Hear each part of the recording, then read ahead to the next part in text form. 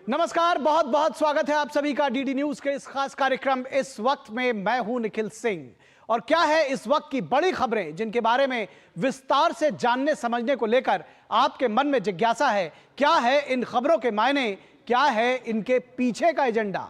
हम आपको अगले 1 घंटे में ऐसी ही कुछ बड़ी खबरों की बातें करेंगे और जिस पर चर्चा जरूरी है ऐसी चर्चाओं पर हम आपको जोड़ेंगे और इस चर्चा में जुड़ेंगे अपने संवाददाताओं से और विशेषज्ञ मेहमानों से। बात करेंगे आज 49 लोकसभा सीटों के लिए मतदान जारी है, साथ ही साथ उड़ीसा की 35 विधानसभा सीटों के लिए भी मतदान जारी है। किस तरह से चल रहा है ये मतदान और साथ ही साथ छठे और 7वें चरण के लिए किस तरह से चल रहा है चुनाव प्रचार, यह भी हम आपको अगले 1 घंटे में बताएंगे। हम आपको बताएंगे कि पश्चिम बंगाल में किस तरह से सियासत सनातन के बाद भिक्षुओं पर हमला करने को लेकर के आ गई है और क्या कुछ घमासान कांग्रेस के भीतर चल रहा है, यह भी हम बताएंगे। साथ ही साथ बात होगी दिल्ली के सियासत की, जहां अरविंद केजरीवाल की मुश्किलें खत्म होने का नाम नहीं ले रही हैं। बहुत सारे सवाल हैं जिनका जवाब अरविंद केजरीवाल को देना है, तो होंगे कई अहम सवाल और जवाब। लेकिन सबसे पहले इस वक्त की हेडलाइंस।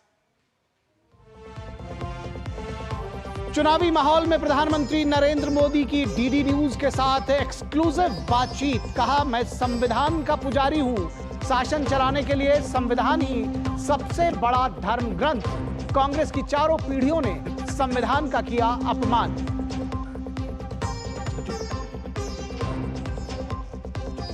पीएम मोदी ने 400 पार के विशाल आंकड़े के साथ सरकार बनने की जताई प्रतिबद्धता। डीडी न्यूज के साथ एक्सक्लूसिव बातचीत में कहा, पिछले 4 चरण में ही इंडी गठबंधन का हो चुका है अस्त।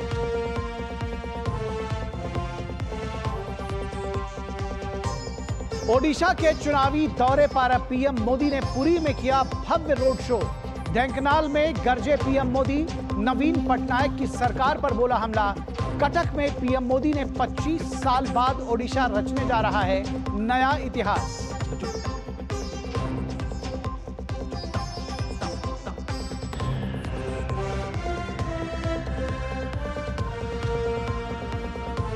और 5वें चरण में 49 लोकसभा और ओडिशा की 35 विधानसभा सीटों पर भी मतदान जारी है।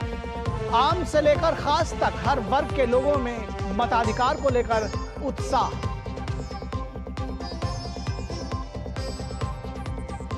ममता बनर्जी के कार्तिक महाराज, भारत सेवाश्रम संघ और रामकृष्ण मिशन पर बयान पर सियासी तूफान। पीएम ने किया पलटवार, कहा टीएमसी ने पार की शालीनता की हदें, ये अपने वोट बैंक को खुश करने की कवायद। जलपाईगुड़ी में रामकृष्ण मिशन आश्रम पर हमले की खबर। वहीं खरगे के बयान से नाराज बंगाल कांग्रेस कार्यकर्ताओं ने इनकी तस्वीरों पर पोती स्याही। तो सबसे पहले 5वें चरण की मतदान की बात कर लेते हैं, जो पूरे जोर शोर से जारी है। 49 लोकसभा सीटों के लिए यह मतदान जारी है। लोकसभा चुनाव के 5वें चरण का मतदान आज हो रहा है। आज 20 मई को यह मतदान सुबह 7 बजे से शुरू हुआ है। 49 लोकसभा की सीटों के लिए यह मतदान जारी है। जम्मू कश्मीर की बारामूला सीट पर मतदाताओं ने मन का प्रयोग किया है और इसके साथ ही साथ उत्तर प्रदेश, महाराष्ट्र में भी वोटिंग जारी है। ओडिशा की 35 विधानसभा क्षेत्रों में भी आज एक साथ मतदान हो रहा है। तो देश भर के 94,732 मतदान केंद्रों पर 9,47,000 मतदान अधिकारी तैनात हैं। जम्मू कश्मीर की बारामूला सीट पर मतदाताओं ने मत का प्रयोग किया है, बेहद महत्वपूर्ण है। उत्तर प्रदेश की 14 सीटें, महाराष्ट्र में भी वोटिंग जारी है, इन सभी सीटों पर बेहद महत्वपूर्ण है।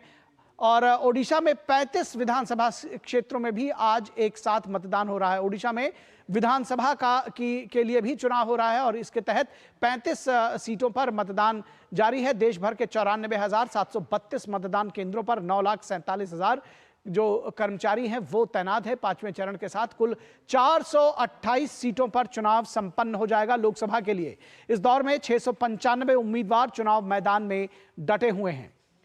तो 428 सीटों के लिए इसके साथ आज शाम 6 बजे जब मतदान समाप्त होगा तो उसके साथ ही 428 सीटों पर मतदान समाप्त हो जाएगा, जिनकी किस्मत का फैसला करीब 9 करोड़ मतदाता करेंगे। आगामी 2 चरणों के लिए चुनावों के लिए तमाम राजनीतिक दलों ने अपनी पूरी ताकत झोंक दी है। चुनाव प्रचार उसके लिए भी जारी है। प्रधानमंत्री ने ओडिशा और पश्चिम बंगाल में चुनावी कार्यक्रम किए हैं। ओडिशा में आज पुरी में उन्होंने एक रोड शो किया और केंद्रीय गृह एवं सहकारिता मंत्री अमित शाह हरियाणा और दिल्ली में जनसभाएं करने वाले हैं। इसके साथ ही साथ अमित शाह हरियाणा में 3 और दिल्ली में 1 जनसभा करेंगे। तो दिल्ली, हरियाणा, उत्तर प्रदेश, महाराष्ट्र जैसे राज्य हैं, झारखंड में जो चुनावी सरगर्मियां बढ़ गई हैं। प्रियंका गांधी के अमेठी में रैली है। सभी राजनीतिक दल लगा रहे हैं एड़ी चोटी का जोर और अगले 5 सालों के लिए जनता किसे सौंपेगी बागडोर, फैसला 4 जून को आएगा। तो बेहद महत्वपूर्ण है ये। और लोकसभा चुनाव के 5वें चरण का मतदान आज हो रहा है।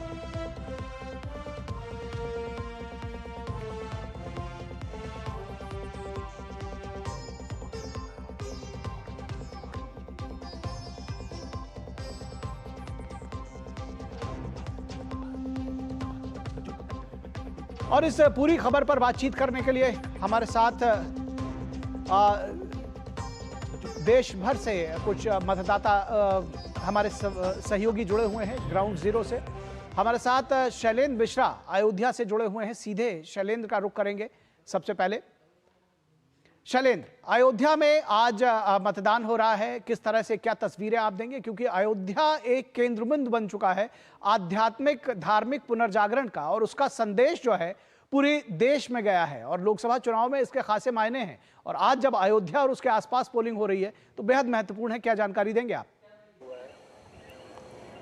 देखिए, जो फैजाबाद लोकसभा सीट है जिसमें अयोध्या धाम अयोध्या नगरी आती है, वहाँ पर मैं खड़ा हूँ। ठीक ये जो कटरा का प्राथमिक स्कूल है, इससे 500 मीटर पर आप हनुमानगढ़ी और उससे थोड़ी दूर पर ही राम जन्मभूमि है, रामलला की जहाँ प्राण प्रतिष्ठा के बाद हम जाते हैं कि अयोध्या में जो एक बदलाव की तस्वीर दिखी है उसकी सभी और चर्चा हो रही है। राजनीतिक तौर पर देखें तो लल्लू सिंह यहाँ पर बीजेपी के फिर से उम्मीदवार हैं। 2014, 2019 दोनों बार यहाँ से लोकसभा में बीजेपी की तरफ से जीत चुके हैं। सामने अवधेश प्रसाद हैं जो मिल्कीपुर के विधायक हैं, 9 बार वो विधायक रह चुके हैं। समाजवादी पार्टी की तरफ से इस बार चुनाव लड़ रहे हैं।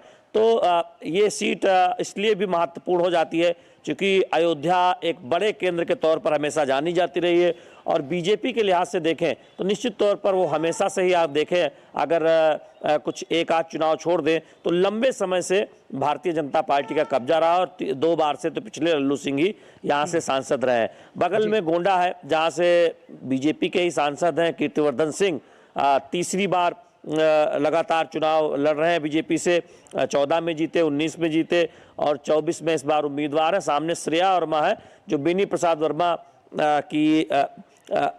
के परिवार से हैं, उनकी पोती हैं, वो समाजवादी पार्टी से टक्कर दे रही हैं। इसी फैजाबाद से लगी हुई सीट है कैसरगंज, बहुत चर्चा में थी ब्रिजभूषण शरण सिंह के चलते। उनके बेटे करण भूषण बीजेपी से चुनाव लड़ रहे हैं। सामने भगत राम मिश्रा है समाजवादी पार्टी से। और हम सब जानते हैं कि थोड़ी दूर जाइए तो लखनऊ है, बहुत वीआईपी सीट है, उत्तर प्रदेश की राजधानी है। रक्षा मंत्री राजनाथ सिंह वहाँ से चुनाव लड़ रहे हैं।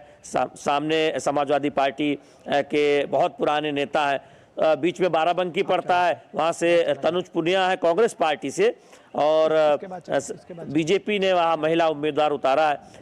इस बीच ये बात मैं बताना चाहता हूं क्योंकि ये चरण इसमें 14 सीटें हैं जिसमें अमेठी और रायबरेली भी आती है जो फैजाबाद से बहुत दूर नहीं है, जहां अमेठी स्मृति ईरानी इस बार फिर बीजेपी से चुनाव मैदान में है। 2019 में जीती थी, 14 में भी चुनाव लड़ी थी।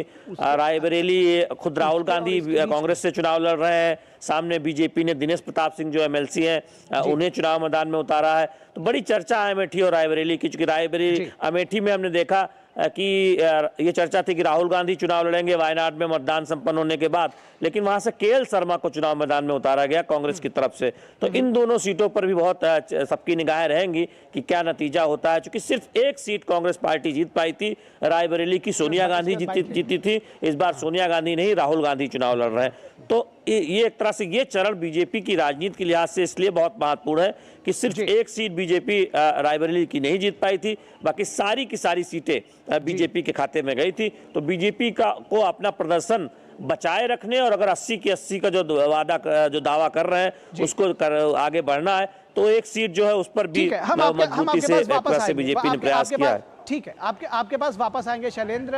हमारे साथ योगेश शीतल भी मुंबई से जुड़े हुए हैं, उनके पास भी हम चलेंगे, लेकिन उससे पहले अपने दर्शकों को बताएं कि जिस तरह से धुआंधार प्रचार जारी है छठे और सातवें चरण के लिए, प्रधानमंत्री नरेंद्र मोदी ने आज डीडी न्यूज के साथ एक्सक्लूसिव बातचीत की और उस पर उन्होंने कहा कि 400 पार का आंकड़ा निश्चित तौर पर एनडीए जो है वो छुएगा और उनकी सरकार तीसरी बार बनेगी। क्या कुछ कहा उन्होंने इस एक्सक्लूसिव बातचीत में, आइए आपको दिखाते हैं।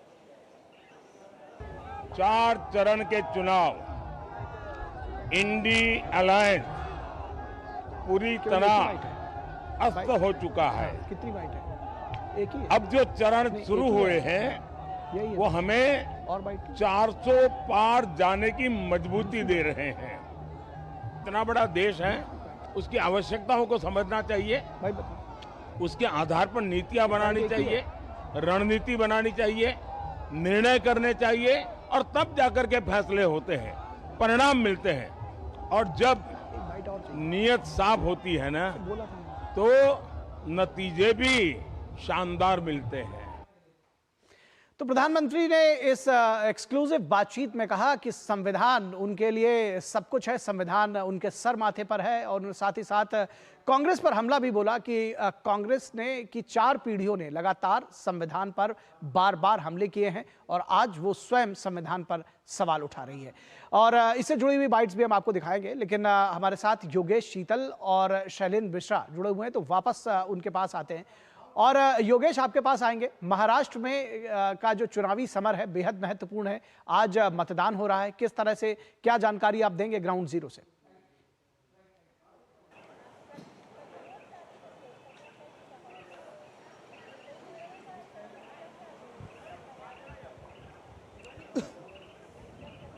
योगेश, आप हमें सुन पा रहे हैं? देखिए निखिल, इस वक्त हम नॉर्थ सेंट्रल में हैं, जहां से उज्जवल निकम जो कि स्पेशल पब्लिक प्रोसिक्यूटर हैं, कई सारे मामलों को उन्होंने लड़ा है, वो यहां से कैंडिडेट हैं। उनके साथ वर्षा गायकवाड़ जो है वो कंटेस्ट कर रही हैं।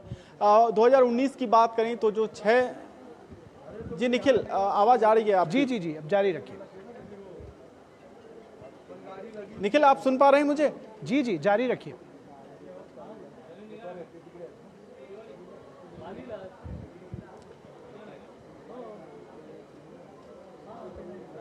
हाँ, तो यहाँ पर जो कंटेस्ट है बेसिकली 2019 में 6 की 6 सीटें जो है बीजेपी और शिवसेना के अलायंस ने जीता था। इस बार जो है 2 सीटें कांग्रेस यहाँ से लड़ रही है। ऐसे में आप कह सकते हैं कि जो महाविकास अघाड़ी और महायुति जो कि बीजेपी, शिवसेना और साथ में जो एनसीपीएस का एक गठबंधन है, उसके बीच में सीधा कंटेस्ट चल रहा है।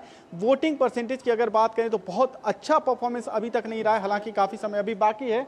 यहाँ पर जहाँ हम खड़े हैं वो बैंड्रा है। यहाँ पर सुबह से जो फिल्म सेलिब्रिटी है बेसिकली वो यहाँ पर आए। थोड़ी देर पहले जो है अक्षय कुमार यहाँ पर आए थे, आमिर खान आए थे, जो आप देखें जरीन खान यहाँ पे आई थी, दीपिका पादुकोण आई थी यहाँ पर, अभी अंदर प्रेम चोपड़ा गए हैं, वो भी निकलने वाले हैं। तो वोटिंग की अगर आप बात करें तो वोटिंग परसेंटेज की अगर बात करें तो करीब 30% मतदान जो है वो अभी तक हुआ है।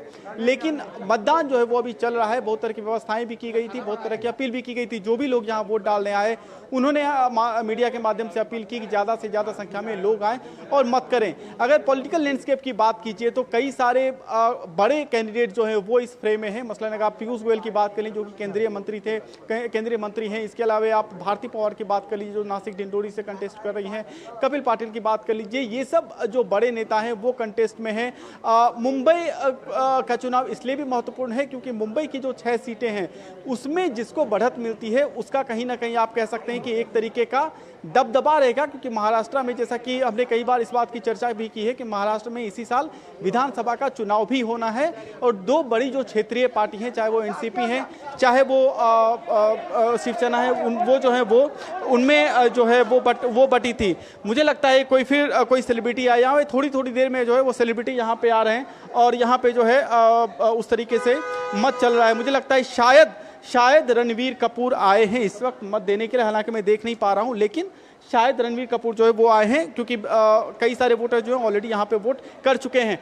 मैं चाहूँगा इस वक्त कि हमारे कैमरा पर्सन आपको दिखाएं कि अगर वो दिखा सकें तो प्रेम चोपड़ा जो है वो भी मत देकर यहाँ पे निकले हैं और रणवीर कपूर, जैसा कि मैंने आपको कहा, आप देख सकते हैं कि रणवीर कपूर अभी यहाँ पर मत देने जा रहे हैं। अभी ये अंदर जा रहे हैं और फिर जो है वो मत प्रक्रिया के बाद जब बाहर आएंगे तो हम उनसे बात करने की भी कोशिश करेंगे और जानने की कोशिश करेंगे कि जब सेलिब्रिटी वोट करते हैं तो वो क्या सोचकर वोट करते हैं, क्या अपेक्षाएं रहती है उनकी अपने जनप्रतिनिधि से, अपनी सरकार से। तो कुल मिला के जो माहौल है यहाँ पर मतदान सामान्य रूप से चल रहा है। जैसा कि मैं आपको पॉलिटिकल लैंडस्केप की बात कर रहा था, 13 कंस्टिट्यूएंसीज हैं, 264 के करीब कैंडिडेट हैं जो कि इस फ्रेम में है, इस चरण में है, जिनके भाग्य का फैसला आज होने वाला है। अलग अलग मतदान केंद्र पर सुचारू रूप से फिलहाल मतदान की प्रक्रिया जो है वो चल रही है। जिस तरीके से मैं बांद्रा में हूँ उसी तरीके से अगर आप अलग अलग हिस्सों में देखें, चाहे जुहू में देखें, वहाँ पर अमिताभ बच्चन ने वोट डाला है, जो फिल्म सेलिब्रिटी है उन्होंने वोट डाला है, जो पॉलिटिशियंस हैं, जो इंडस्ट्रियलिस्ट हैं, चूंकि मुंबई एक फाइनेंशियल कैपिटल है, यूथ बड़ी संख्या में आपको दिखेंगे। जो सेलिब्रिटी है इनके अलावा यूथ जो है, मैं अपने कैमरा पर्सन से रिक्वेस्ट करूंगा वो आपको अपनी दाईं तरफ दिखाएं। जो यूथ हैं वो भी बड़ी संख्या में यहाँ पे मत देने के लिए आ रहे हैं, जो यहाँ के जो लोकल यूथ हैं। तो कुल मिलाकर धीरे धीरे करके, क्योंकि गर्मी भी है, लेकिन मतदान का जो आप कह सकते हैं कि जो प्रक्रिया है वो चल रहा है। प्रेम चोपड़ा भी यहाँ से निकले हैं, वो वापस अभी जा रहे हैं। प्रक्रिया मतदान की चल रही है। जो एक्चुअल टर्न आउट होगा वो मुझे लगता है शाम में जाकर तस्वीर क्लियर हो पाएगी कि मुंबई ने कितना मत डाला। लेकिन एक चीज जो है वो स्पष्ट है कि जो मतदान है वो यहाँ सुचारू रूप से इस वक्त चल रहा है मुंबई के सभी मतदान केंद्रों पर। आपने रंग बिरंगी तस्वीरें मुंबई से दिखाई हैं और निश्चित तौर पर आपने कहा जब सेलिब्रिटीज वोट डालते हैं तो क्या सोचकर वोट डालते हैं, ये देखने की बात होगी। लेकिन सबसे खास बात ये भी है कि जब सेलिब्रिटीज वोट डालते हैं तो आम लोगों को भी प्रेरणा मिलती है और उम्मीद है कि जो सभी लोग हैं वो घरों से बाहर निकलेंगे जहां मतदान हो रहा है और मत डालेंगे। शैलेंद्र, आपके पास आएंगे और ये समझने की कोशिश करेंगे कि जो अयोध्या का मुद्दा है वो कितना खास बना है इस पूरे रीजन में, क्योंकि ये पूरे देश में इसका प्रसार हुआ है इस मुद्दे का। लेकिन ये भी समझना चाहेंगे कि जो अभी अवध क्षेत्र में वोट पड़ रहा है, कितना महत्वपूर्ण है अयोध्या का मुद्दा इस इलाके में। ये देखिए, न केवल अवध बल्कि आप झांसी रीजन, एक तरह से बुंदेलखंड के भी जो इलाके हैं, झांसी, जालौन, फतेहपुर, यहाँ पर भी आज मतदान हो रहा है। निश्चित तौर पर हम जानते हैं कि अयोध्या रामनगरी है। रामलला की प्राण प्रतिष्ठा के बाद पूरी अयोध्या एक तरह से उसके बाद जो काम हुआ विकास को लेकर, जो पिछले 2 वर्षों में शुरू हुआ, जब राम मंदिर का निर्माण शुरू हुआ था, तब से ये देखा कि लोग उसी की चर्चा कर रहे थे। और रामलला की प्राण प्रतिष्ठा के बाद बड़ी संख्या में जो पर्यटक यहाँ पर धार्मिक श्रद्धालु आए, उसका जो एक रेला दिखाई दिया और ये कहा गया कि इस अयोध्या में लोग 3 मेले के सहारे जीवन जीते थे और अब हर दिन मेला है। ये हमने तमाम दुकानदारों से बात की, वो कह रहे थे कि 3-4 मेले बड़े बड़े आते थे, उसी के सहारे उनकी रोजी रोटी चलती थी, लेकिन अब अयोध्या में हर दिन मेला है। तो ये उस मुद्दे के आगे, रामलला की प्राण प्रतिष्ठा के बाद जो चहुओर विकास हुआ है, उसके आगे अयोध्या में और कोई मुद्दा चर्चा में ज़्यादा नहीं है। लोग जो उम्मीदवार हैं समाजवादी पार्टी के, वो अपनी बातें कह रहे हैं, अपना दावा कर रहे हैं कि वो बहुत अच्छा चुनाव लड़ रहे हैं, लेकिन जनता के बीच सिर्फ अयोध्या के विकास की चर्चा है और अयोध्या में आए बदलाव की। और हम जानते हैं ये जो मुद्दा है वो सिर्फ फैजाबाद लोकसभा तक सीमित नहीं है। हम जानते हैं कि रामलला की प्राण प्रतिष्ठा का जो मुद्दा है, या इसे इस तरह से देखें कि बीजेपी जैसी पार्टी जो है वो ये कहती है कि कोई राजनीतिक मुद्दा उसके लिए कभी नहीं रहा है, लेकिन चुनाव में हमें देख रहे हैं कि इसको लेकर जनता बात कर रही है कि 500 वर्षों का जो इंतजार है वो खत्म हुआ है। तो हमें लगता है कि उसका एक इम्पैक्ट खासतौर पर फैजाबाद लोकसभा सीट और आसपास भी देखने को मिल सकता है। अगर आप 2014 और 19 भी देखें तो फैजाबाद की जो आसपास की सीट है, अगले चरण में अम्बेडकर नगर होना है। अगर उसको छोड़ दें, 2019 में वहाँ बसपा जीती थी, अब बसपा के उम्मीदवार बीजेपी में आ चुके हैं, तो तकरीबन सारी सीटें बीजेपी के खाते में गई थी। उत्तर प्रदेश में हम जानते हैं 2014 में बहुत शानदार प्रदर्शन रहा था, 19 में बढ़िया रहा था। तो ऐसे में उसका एक इम्पैक्ट होगा, ये समीक्षक मान रहे हैं और जमीन पर ये दिखता भी। ठीक है, बहुत शुक्रिया इस तमाम बातचीत के लिए शैलेंद्र।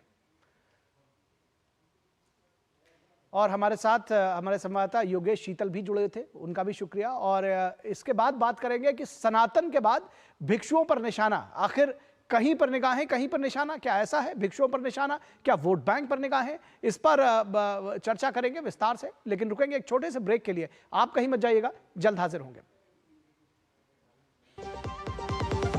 तुम्हें पता है इन्वेस्टर्स के लिए एक इन्वेस्टर प्रोटेक्शन फंड होता है IPF। लेकिन अगर तुम्हारा ट्रेड एक्सचेंज पर एग्जीक्यूट नहीं हुआ या फिर कोई गारंटीड रिटर्न्स वाली स्कीम है तो ये IPF आपकी मदद नहीं कर सकता है। और अगर आपका ब्रोकर ही डिफॉल्टर बन जाए तो फिर IPF आपको कॉम्पेंसेशन दिला सकता है। कहां से सीखा? NSE की साइट पर। शुक्ला बता रहा था आपके बाबूजी ने जायदाद का कुछ हिस्सा नौकर के नाम कर दिया। अब नौकर हर काम अपना घर समझ के करेगा। समरकूल जो हर दिल करे कबूल। बात जब पीढ़ियों के लिए बनने वाले घर की हो तो जिम्मेदारी बड़ी हो जाती है। गैलेंट समझता है ये जिम्मेदारी। अब डबल M रिब्स के साथ गैलेंट एडवांस TMT रीबार, निर्माण का रियल हीरो। स्वागत है आपका ब्रेक के बाद। और अब बात करेंगे कि सनातन के बाद भिक्षुओं पर निशाना क्या है, इसकी वजह भिक्षुओं पर निशाना, क्या वोट बैंक पर निगाहें हैं।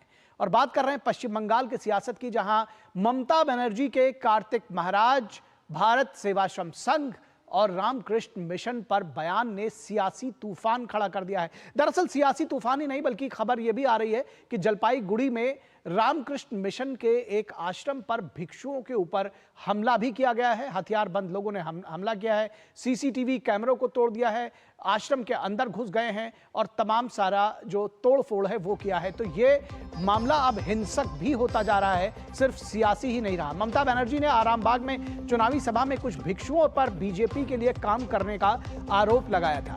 रामकृष्ण मिशन और भारत सेवाश्रम संघ के कुछ भिक्षु दिल्ली में भाजपा नेताओं के प्रभाव में काम कर रहे हैं, ये कहा था ममता बनर्जी ने। ममता के इस बयान पर सिर्फ राजनीतिक हलकों में ही नहीं बल्कि आम लोगों में भी प्रतिक्रिया आई थी और खासतौर पर जो हिंदू संगठन हैं उन्होंने इस पर विरोध जताया था। भारत सेवाश्रम संघ के अनुयायियों और दूसरे हिंदू संगठनों ने बंगाल में विरोध प्रदर्शन भी किया है। बंगाल में विरोध प्रदर्शन किया है हिंदू संगठनों ने। वहीं ममता बनर्जी के इस बयान पर PM मोदी ने उन पर धमकी देने का आरोप लगाया। जो तस्वीरें हम आपको दिखा रहे हैं ये पश्चिम बंगाल में वोटिंग की दिखा रहे हैं और साथ ही साथ ये ममता बनर्जी का बयान है। TMC ने पार की शालीनता की हदें, ये कहा प्रधानमंत्री ने कहा कि बीजेपी ने भी कहा कि भारत सेवाश्रम संघ के श्रद्धेय कार्तिक महाराज के संबंध में झूठ बोला गया। हिंदू संतों को बदनाम करने के आरोप में संघ अब उनके खिलाफ हाईकोर्ट का दरवाजा खटखटाएगा। बीजेपी नेता अमित मालवीय ने कहा कि वो हिंदू संगठनों को तटस्थता और धर्मनिरपेक्षता का उपदेश दे रही हैं। उन्होंने ममता बनर्जी के संदर्भ में कहा, लेकिन क्या वो अपने वोट बैंक को इसी तरह का उपदेश देने का साहस करेंगी। वहीं जलपाईगुड़ी में रामकृष्ण मिशन आश्रम पर हमला किए जाने की खबर सामने आई है। रामकृष्ण मिशन पर हमला किए जाने की खबर आई है। हथियारों से लैस लोगों ने आश्रम के भिक्षुओं पर हमला किया है और तोड़फोड़ की है।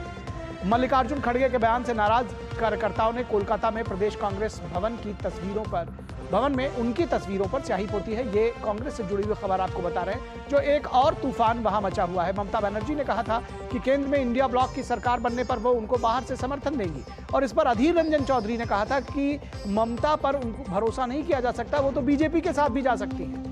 इसके बाद जब कांग्रेस अध्यक्ष मल्लिकार्जुन खड़गे से इस संदर्भ में पूछा गया तो उन्होंने कहा कि ममता बनर्जी गठबंधन के साथ है और सरकार बनने की अगर नौबत आई तो वो सरकार में शामिल होंगी। इस पर अधीर रंजन चौधरी फैसला नहीं लेंगे, फैसला मैं और आलाकमान लेंगे, जो सहमत नहीं होंगे वो बाहर जाएंगे, ये कहा था मल्लिकार्जुन खड़गे ने। और ममता बनर्जी के तो ये जो पूरा वहां का एक तरह से जो पश्चिम बंगाल की सियासत है वो कई फोल्ड्स चल रही है। एक तरफ तो ममता बनर्जी ने कार्तिक महाराज और सेवाश्रम संघ और उसके साथ ही साथ रामकृष्ण मिशन पर जो आरोप लगाए उसको लेकर के सियासी बवाल चल ही रहा है। उस पर प्रधानमंत्री नरेंद्र मोदी ने भी अपना रिवर्ट बैक किया है। उन्होंने कहा है कि ये अपमानजनक है और इतने नीचे गिर करके ये जो प्रहार किया जा रहा है और इस तरह के जो आरोप लगाए जा रहे हैं वो तुष्टीकरण के अलावा और कुछ नहीं है। क्या कुछ कहा प्रधानमंत्री ने, आइए आपको सबसे पहले ये सुनाते हैं। टीएमसी ये कहकर राजनीति में आई थी कि मां माटी मानुष की रक्षा करेगी। आज टीएमसी मां माटी मानुष का ही भक्षण कर रही है। बंगाल की महिलाओं का भरोसा टीएमसी से टूट गया है। संदेश खाली में जो पाप हुआ है उसने पूरे बंगाल की बहनों को सोचने पर मजबूर कर दिया है। SC/ST परिवार की बहनों को तो टीएमसी के लोग इंसान ही नहीं समझते।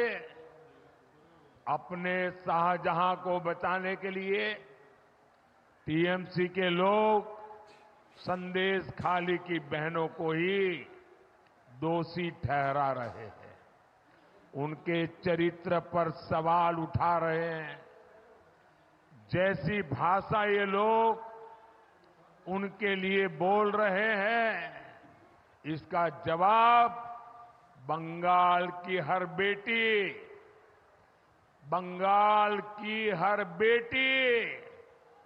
अपने वोट से टीएमसी को तबाह कर देगी।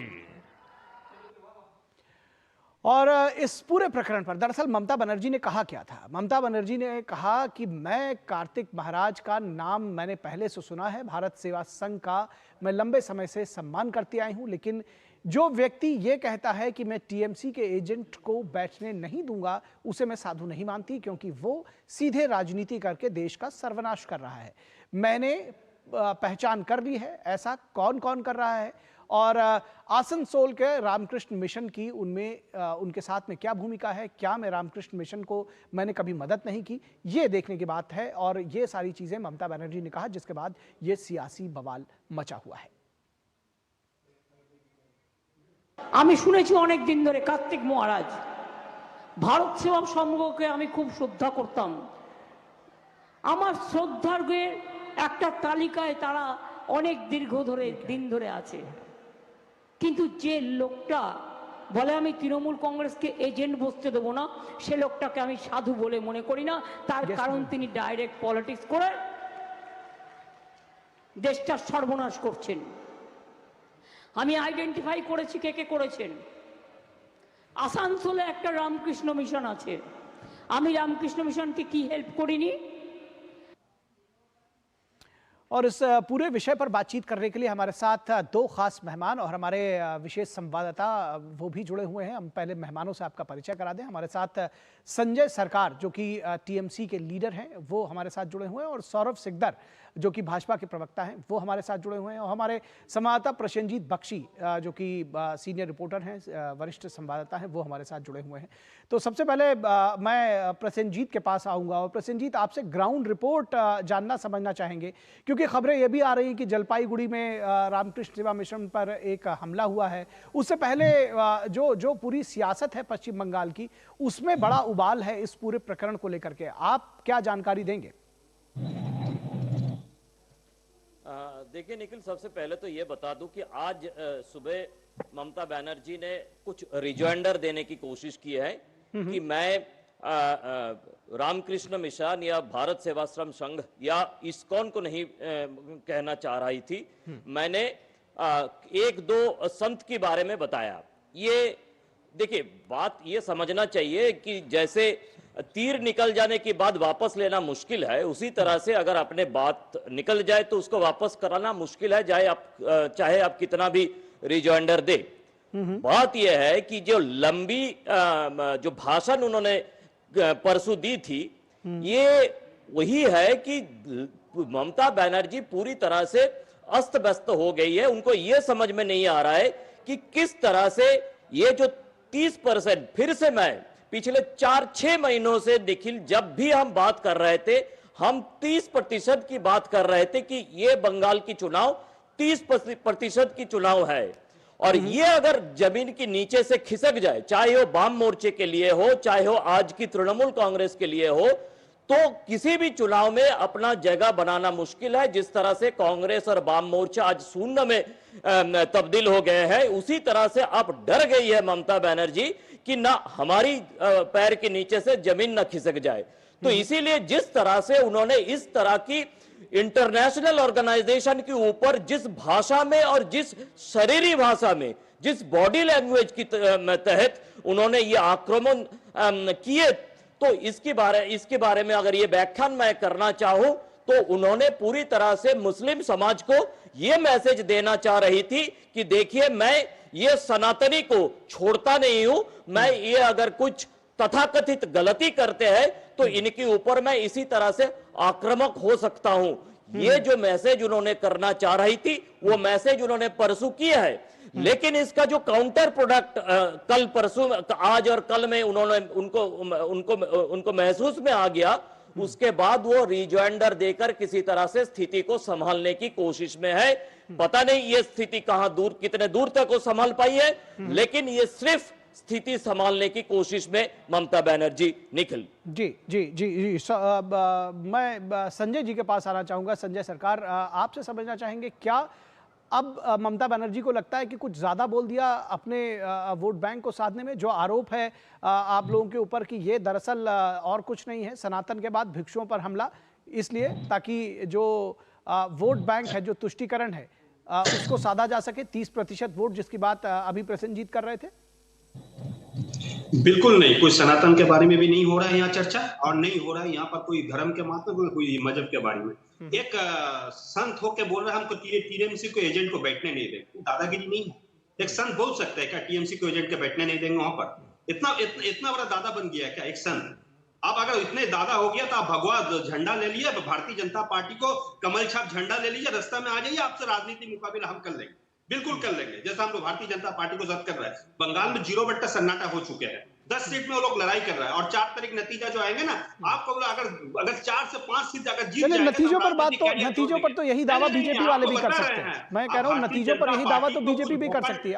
नहीं, भारतीय जनता पार्टी एक वोकल टॉनिक के तरफ से इसको काम करना चाह रहा था, एक हिंदू मुसलमान के एक नारा लेकर 30%, 70%। सबसे बड़ा बात क्या मालूम है बंगाल में? सबसे बड़ा बात है मतुआ लोग को, जो आपको अयोध्या मंदिर के लिए जो मिट्टी भेजा था उसको लिया नहीं था, वहां पर मतलब स्वीकार नहीं किया था, उसको वापस कर, क्यों? हरिजन का मिट्टी है वहां पर भी। देखिए ना धर्म कैसे, ये कौन सा नैरेटिव कहां से लेकर आए आप? ये कहां से नैरेटिव लेकर आए? मैं देखिए, मैं आपको मैं यहाँ पर सिर्फ एंकर की भूमिका में हूँ, लेकिन मैं आपको कोई भी नैरेटिव आप इस तरह से चलाएं, मैं नहीं चलाने दूंगा। आप विषय पर बात करिए, या अपनी बात को साबित करिए, इस तरह से बात मत करिए।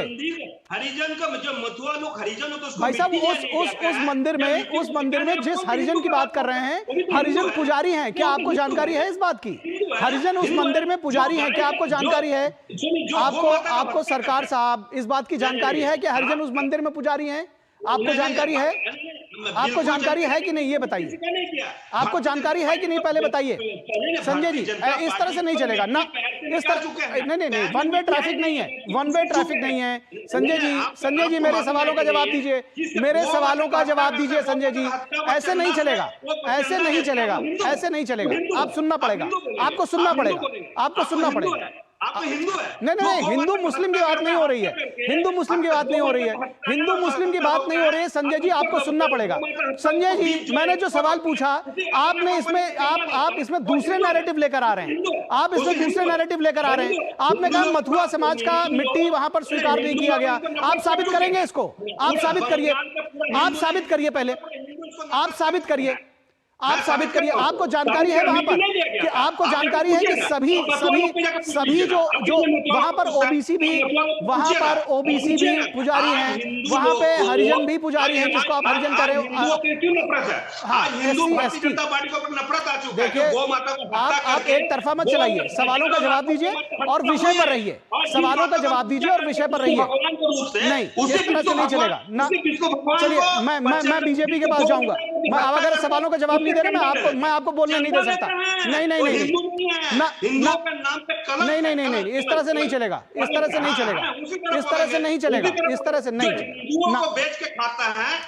ठीक है, जो बेच के खाता होगा उसकी बात आप करिए, लेकिन गलत नैरेटिव यहाँ पर मत चलाइए। नहीं, गलत नैरेटिव मत चलाइए। मुझे सौरभ सिकदर के पास जाना है।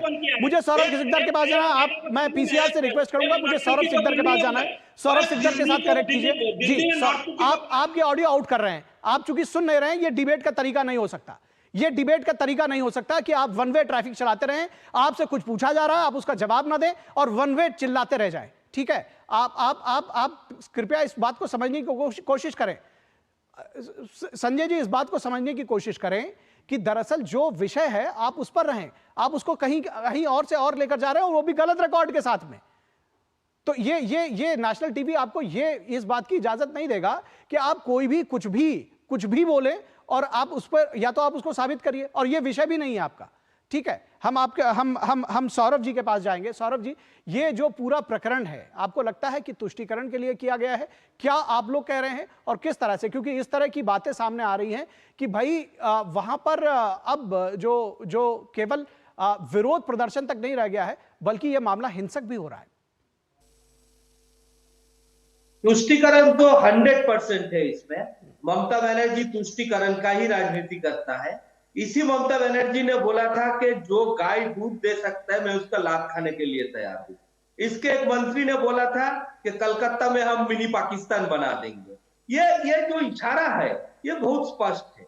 और जहां ये संतों की आक्रमण का सवाल है, इतिहास गवाह है कि जब ऐसे धर्म के ऊपर आघात आए हैं, जब जो समाज के ऊपर आघात आए हैं, तो संतों ने अग्रणी भूमिका पालन किया है।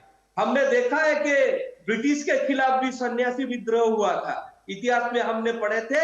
और ये जो आनंद मठ लिखा गया था, जो वंदे मातरम आज हम गाते हैं, वो भी सन्यासी विद्रोह के प्रेक्षापट में बंकिम चंद्र चट्टोपाध्याय ने इसी बंगाल में बैठ के लिखे थे।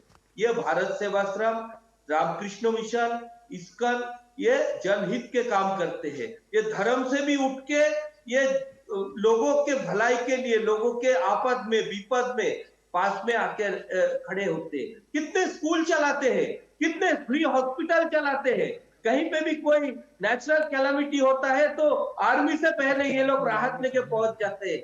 अपने गिरेवन में झांक के ममता बनर्जी एक बार बोलिए कि उसने जो पाप किया है ये संतों को आक्रमण करके, इस पाप का सजा तो उनको मिलना चाहिए। अब बंगाल का जनता को यह तैयार करना है कि अपना अस्मिता, बंगाली अस्मिता दिखाने का यही समय है, क्योंकि ये क्रांतिकारी की भूमि है। और जितने ना ये संतों को ये आक्रमण कर रहा है, जैसे आज रामकृष्ण मिशन के ऊपर हमला हुआ है, कल कहीं और भी हो सकता है। तो इन्हीं में से कोई योगी आदित्यनाथ भी उभर के आएगा जो इसको उखाड़ के फेंकेगा। ठीक है संजय जी, वापस अगर आपके पास आए, आप विषय पर जवाब दें। कोई देखिए, यहाँ चिल्ला चोट करने के लिए हम लोग नहीं आए हैं। बात अगर एक एक करके कही जाए, आप अपनी बात कहें और इस विषय पर कहें तो ज्यादा अच्छा होगा, क्योंकि जब बात इधर उधर की जाती है तो वो ज्यादा और होता है। ये जो अभी आपके ऊपर ये आरोप लगाया, आप उसका सीधा जवाब दें। ये कहा जा रहा है कि भाई आप लोग जो है तुष्टीकरण के लिए आगे आ रहे हैं, और अगर कोई मान लीजिए कोई धार्मिक व्यक्ति ही सही है, उसका अपना राइट है, अगर वो कहा या नहीं कहा ये एक दूसरा विषय है। बीजेपी कह रही है कि आप उनको अपमानित कर रहे हैं, लेकिन ये दूसरा विषय है। लेकिन उसके बावजूद उसके पास अपना राइट है कहने का कि हम किसी को वोट देंगे या नहीं देंगे, समर्थन करेंगे या नहीं करेंगे। इसमें दिक्कत क्या है? नहीं, देखिए, कोई किसी को, लोकतंत्र में कोई किसी को वोट दे सकता है। कोई हाथी में भी दे सकता है, साइकिल में भी दे सकता है, भाजपा में भी दे सकता है, कहीं भी दे सकता है। देने में मेरे कोई आपत्ति नहीं है। लेकिन ये संत जब बोलते हैं जब हम एजेंट बैठने नहीं देंगे, तो संत नहीं, गुंडा बन जाता, मावाली बन जाता है। और रह गया ये मेरा भाई सौरभ बोल रहे हैं, सौरभ को मालूम है बंगाल का स्थिति ना, यहाँ जोगी आदित्यनाथ बनेंगे, आसिमन घी भी नहीं आएंगे, राधा भी नहीं नाचेंगे, और तुम इस सपना छोड़ दो। क्यों आपको 4 तारीख को बाद में आपको जो सरकार है जा रहा है, क्यों जिस तरफ से गाय गौ माता को हत्या करके उसको चंदा लिए हैं, हिंदुओं का मन में ये आ चुके हैं कि किस तरफ से हिंदू है जो गौ माता को हत्या करते हैं, जिसको विष्णु भगवान माना जाता है, उसी को चंदा ले लेता है। इसमें कैसी इंसान है ये? तो कहीं भी चल जाता है। ये कहीं मतलब ये तो व्यापारी है, ये तो मतलब सनातनी बोल के कुछ है ही नहीं है। और अगर आपको राजनीति करना है तो आप मैदान में आइए। तो अपने स्टेटमेंट में कुछ करप्शन किया है, कुछ करेक्शन किया है क्या संजय जी? ममता बनर्जी ने क्या कुछ कहा है कि हमने सबको नहीं कहा है, केवल एक संत को कहा है? नहीं, आपको मालूम है बंगाल में भारत सेवाश्रम संघ के जिस तरफ से सहायता दीदी ने किया रामकृष्ण मिशन के, 1-2 संत छोड़ के बाद बाकी जितना है हम उसको ऊपर, तो उसने वो दीदी जाता है, आपको रथ यात्रा जो होता है भारत सेवाश्रम संघ से, वहां से भी निकालते हैं, इस्कॉन से भी निकालते हैं, दीदी जाते उसको इनोग्रेशन करते हैं। बंगाल में सबसे बड़ा दुर्गा पूजा बंगाल में होता है, जो दुर्गा पूजा, अकल बधन दुर्गा पूजा रावण को वध करने के लिए होता है। अभी तो देखिए यहाँ भारत में, हिंदुस्तान में इतना सारे रावण आ गए, ये भी वध करने के लिए समय आ चुके हैं। तो अगर ये वध नहीं होगा तो हिंदुस्तान खत्म हो जाएंगे, क्यों गाय माताओं को हत्या कर रहे हैं। जरूरी है, सबसे जरूरी है, मैं सभी से कहूं, सबसे जरूरी है कि अपने अंदर के रावण का वध करें। किस रावण की भुजा उखाड़ूं, कहां कहां मैं आग लगाऊं, नर नर रावण घर घर लंका, इतने राम कहां से लाऊं। तो अपने अंदर के रावण को मारे। फिलहाल दूसरे विषय पर बात करेंगे। मैं प्रसेनजीत के पास जाऊंगा। ठीक है, ठीक है, ठीक है, आपका पॉइंट आ गया, आपका पॉइंट आ गया, जवाब लेंगे आप। ठीक है संजय जी, ठीक है संजय जी, संजय जी आपका पॉइंट आ गया।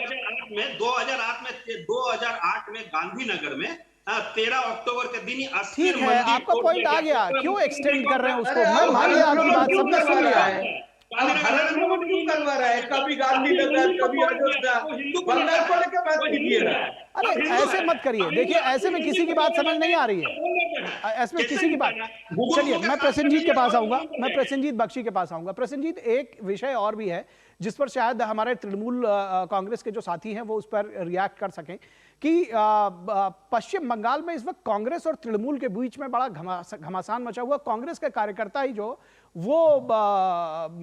जो खड़गे साहब हैं, उनके पोस्टर पर वो स्याही पोत दे रहे हैं। ये क्या है? पहले एक पिछले वाले मुद्दे पे एक बात कह दूं जी कि हमारे पास, हम जैसे पत्रकारों के पास एक और प्रेस रिलीज है।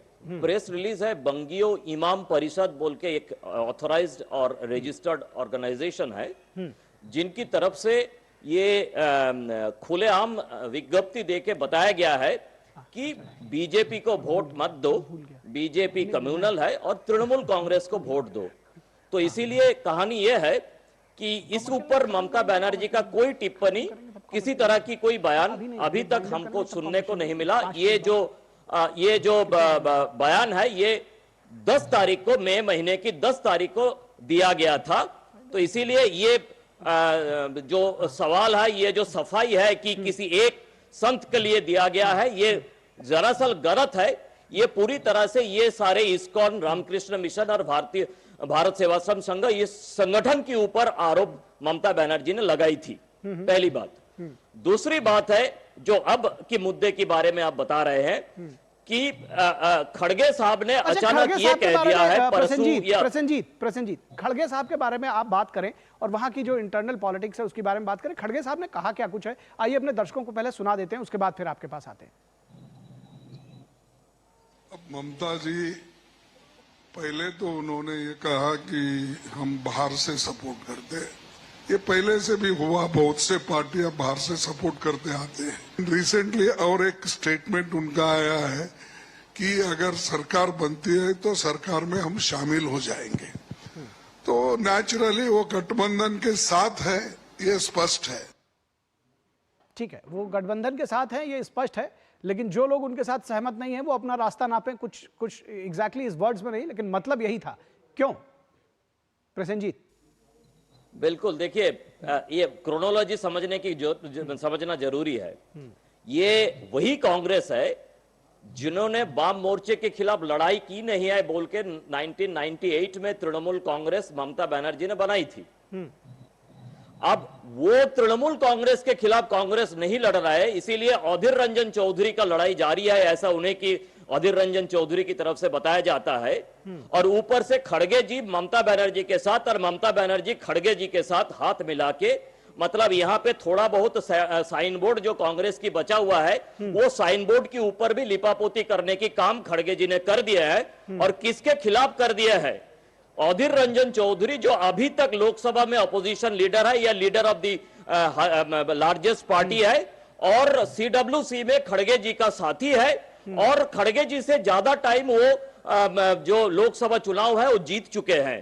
तो इनके आप सरकार बनाने के लिए, मुझे पता नहीं है आगे जाके इंडी गठबंधन सरकार बना पाएगा या नहीं, लेकिन सरकार बनाने के लिए तृणमूल कांग्रेस और कांग्रेस इतना उतावला है कि एक तरफ एक बार ममता बनर्जी बोल रही है कि बाहर से हम समर्थन करेंगे, दूसरे बार कहते हैं कि अंदर है। ठीक है। और खड़गे जी अपने स्टेट यूनिट को नकार के ममता जी का हाथ थामने के लिए कोशिश कर रहे हैं। जी निखिल जी मैं बहुत जल्दी दो इस पर कमेंट्स चाहूंगा। संजय जी, किस तरह से तृणमूल कांग्रेस और कांग्रेस के रिश्ते रहेंगे?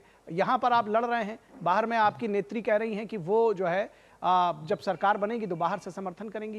ये मन भावे मूड हिलावे, ये कैसी स्थिति है? नहीं देखिए, बंगाल में जब ये हुआ था हम लोग अलायंस के लिए पक्ष में थे, लेकिन अधीर रंजन चौधरी ये सब कुछ छोड़ दिए।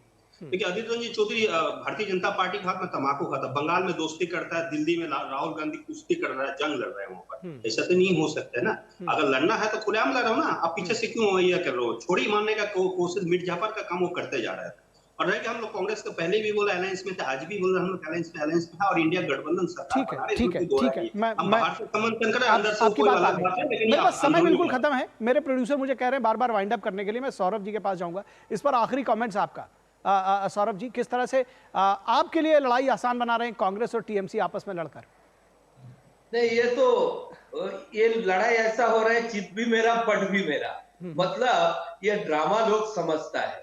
और बाकी ममता बनर्जी का जो आदत है, इतिहास गवाह है, कभी भी कोई कोalition में रह के विश्वसनीय भूमिका नहीं पालन कर पाए। पहले भाजपा के हाथ पकड़ के एनडीए में आए थे, फिर छोड़ के चले गए, फिर वापस आए, फिर छोड़ के चले गए, फिर यूपी में मिनिस्टर रहे, फिर उसी कांग्रेस को लात मार दिया।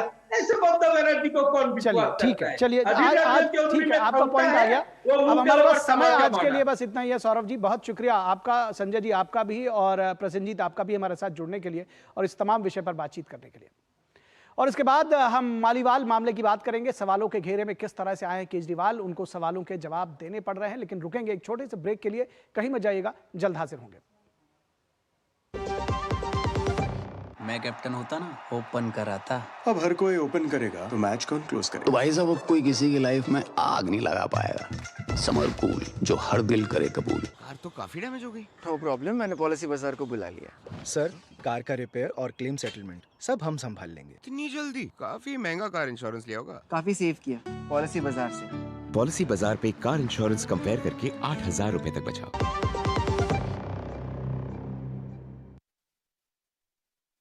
मामले की सवालों के घेरे में केजरीवाल। स्वाति मालीवाल मामले में दिल्ली के मुख्यमंत्री अरविंद केजरीवाल की मुश्किलें दरअसल बढ़ती जा रही हैं, क्योंकि उनके ऊपर तमाम सारे सवाल हैं जिनका जवाब उनको देना है। विभव कुमार की गिरफ्तारी के बाद सबूतों को खंगालने में जुटी हुई है दिल्ली पुलिस, और वो लगातार इसमें काम कर रही है। सीसीटीवी में घटना की फुटेज डिलीट किए जाने की खबरें सामने आई हैं और दिल्ली पुलिस की तरफ से इस तरह की जानकारी दी गई है कि वो एग्जैक्ट फुटेज उसमें से डिलीट कर दी गई है। फॉरेंसिक टीम जांच में जुटी हुई। विभव कुमार को केजरीवाल के आवास पर ले जाकर सीन रिक्रिएट कराया जा सकता है, इस बात की जानकारी आज दी जा रही थी। बीजेपी में ऑपरेशन झाड़ू की साजिश रचने का आरोप लगाने वाले अरविंद केजरीवाल खुद सवालों के घेरे में हैं। सबसे सवाल पूछने वाले अरविंद केजरीवाल स्वाति मालीवाल के सवालों पर अब तक चुप क्यों हैं, ये बड़ा सवाल है। संजय सिंह और आतिशी के बयानों में विरोधाभास क्यों है, इसका जवाब भी देना होगा। ये जो फुटेज, आप जो वीडियो देख रहे हैं, इस तरह का 52 सेकंड के वीडियो पर आप इतना बड़ा सवाल खड़ा कर रहे हैं और असल घटना का वीडियो कहां है? स्वाति के एफआईआर के बाद ही आम आदमी पार्टी का पूरा तंत्र क्यों जागा और फिर आपने घटना की एफआईआर क्यों करवाई? घटना के समय की सीसीटीवी फुटेज को क्यों मिटाया गया? इस तरह के तमाम सवाल हैं जिसका जवाब अरविंद केजरीवाल और उनकी पार्टी को देना होगा। सवाल यह भी है कि विभव कुमार ने अपना मोबाइल फॉर्मेट क्यों किया? तो बहुत सारे सवाल हैं जिनका जवाब देना होगा। तो आइए सबसे पहले बीजेपी के नेता वीरेंद्र सचदेवा को सुनते हैं, क्या कुछ कहा उन्होंने इस पूरे प्रकरण पर। बीजेपी नेता वीरेंद्र सचदेवा। आम आदमी पार्टी के जो नेता भ्रष्टाचार में जेल जा रहे हैं, उनको जेल भेजने का निर्णय माननीय न्यायालय का है। एक बात अरविंद केजरीवाल को स्पष्ट रूप से पता है, इसलिए वो बार बार न्यायालय की शरण में जाते हैं। और जहाँ तक उनके भ्रष्टाचार की कहानी है, शराब का घोटाला हो, जल बोर्ड का घोटाला हो, पैनिक बटन घोटाला हो, स्कूल में कमरों का घोटाला हो, नकली दवाइयों का घोटाला हो, मोहल्ला क्लिनिक का घोटाला हो, राशन वितरण प्रणाली का घोटाला हो, ये ऐसी लंबी फहरिस्त है अरविंद केजरीवाल की चोरी की, मक्कारी की, लूट की, जो दिल्ली की जनता समझ रही है। तो उससे ध्यान भटकाने के लिए और उसके बाद जिस तरह के व्यवहार उन्होंने मातृशक्ति के साथ किया, स्वाति मालीवाल के साथ किया, अपने घर में बुला के एक महिला सांसद की पिटाई करवाई है, तो अरविंद केजरीवाल के पास जवाब देने के लिए कोई है नहीं। मैं अरविंद केजरीवाल से सिर्फ एक सवाल पूछ रहा हूँ आपके माध्यम से, आप स्वाति मालीवाल पे चुप क्यों हैं? और ये सवाल बार बार पूछा जा रहा है कि आप स्वाति मालीवाल पर चुप क्यों हैं। वहीं आम आदमी पार्टी के नेता संजय सिंह ने बीजेपी पर अरविंद केजरीवाल को डराने धमकाने का आरोप लगाया है। बीजेपी ने कई बार अरविंद केजरीवाल पे हमले की कोशिश की है, कोई पहली बार नहीं। और आज जगह जगह खुलेआम धमकी दी जा रही है। मेट्रो स्टेशन पे लिखकर धमकी दी जा रही है, हमला करने की धमकी दी जा रही है। पटेल नगर मेट्रो स्टेशन पे, राजीव चौक मेट्रो स्टेशन पे। मेरा सीधा आरोप है, यह हमला करने की तैयारी भारतीय जनता पार्टी के द्वारा है, बीजेपी के द्वारा है। और वहीं आप नेता आतिशी मारलेना का कहना है कि स्वाति मालीवाल भाजपा के उकसावे पर ऐसा कर रही हैं। जब से अरविंद केजरीवाल जी को जमानत मिली है, उनका 20 दिन के लिए भी जेल से बाहर आना भारतीय जनता पार्टी को पच नहीं रहा है। वो फिर से एक के बाद एक अरविंद केजरीवाल जी के खिलाफ षड्यंत्र रच रही हैं।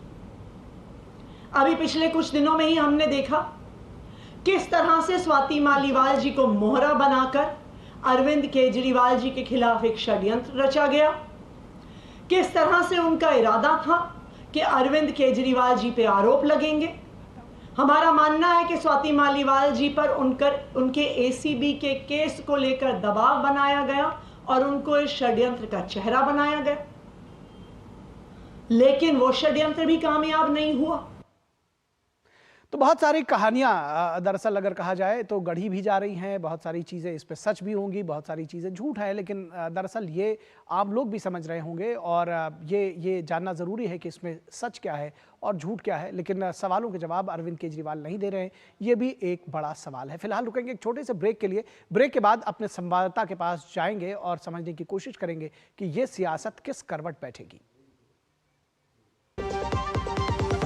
तेरी होने वाली मदर इन लॉ कुछ ज्यादा ही ट्रेडिशनल है। ट्रेडिशनल लोग ज्यादा इमोशनल होते हैं। तो भाई साहब अब कोई किसी की लाइफ में आग नहीं लगा पाएगा। समर कूल, जो हर दिल करे कबूल। बात जब पीढ़ियों के लिए बनने वाले घर की हो तो जिम्मेदारी बड़ी हो जाती है। गैलेंट समझता है ये जिम्मेदारी। अब डबल एम रिब्स के साथ गैलेंट एडवांस TMT रीबार, निर्माण का रियल हीरो।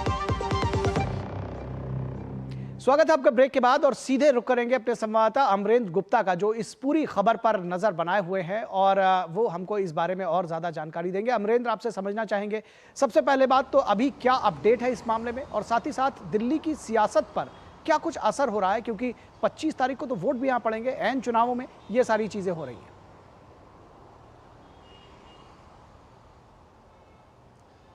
निखिल, मैं इस समय दीनदयाल उपाध्याय मार्ग के आम आदमी पार्टी के दफ्तर के बाहर खड़ा हूं और ये वो दफ्तर है जहां से जो आम आदमी पार्टी है उस पार्टी का स्टैंड सामने आता है।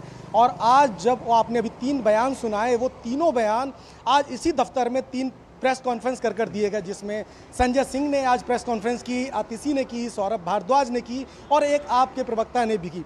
लेकिन कोई भी सीधे स्वाति मालीवाल के मुद्दे पे बोलने को तैयार नहीं है। हालांकि उन्होंने आरोप जरूर मढ़े हैं, आज जो घटनाएं सामने हुई हैं उस पर आरोप मढ़े हैं, जिसमें एक मेट्रो स्टेशन वाला घटना का जिक्र किया। इसके अलावा सौरभ भारद्वाज ने एक बयान का जिक्र किया जिस पर अरविंद केजरीवाल की मानसिक स्थिति की बात की गई।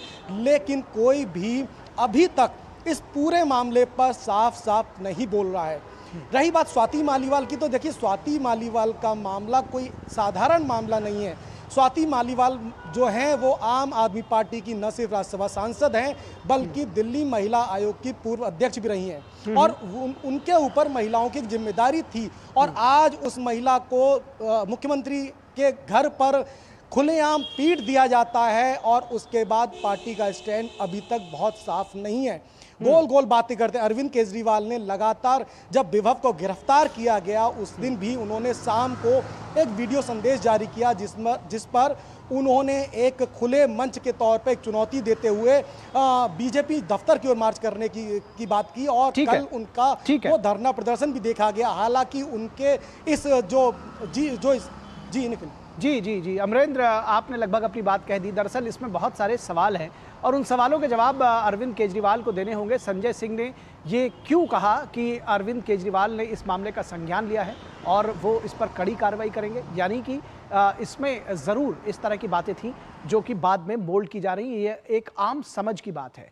और ये भी पूछा जाएगा सवाल कि आखिर जब स्वाति मालीवाल ने इस पूरे प्रकरण में जब जो कुछ भी सामने मामला आया 2-3 दिन तक कहाँ चुप रही आम आदमी पार्टी और क्यों नहीं उसने तब विभव कुमार की तरफ से FIR कराई थी। तो सवाल बहुत सारे हैं जिसके जवाब अरविंद केजरीवाल और आम आदमी पार्टी को देने पड़ेंगे। चुप्पी क्यों साधी है, ये तो सबसे बड़ा सवाल है। फिलहाल बहुत शुक्रिया इस तमाम बातचीत और जानकारी के लिए।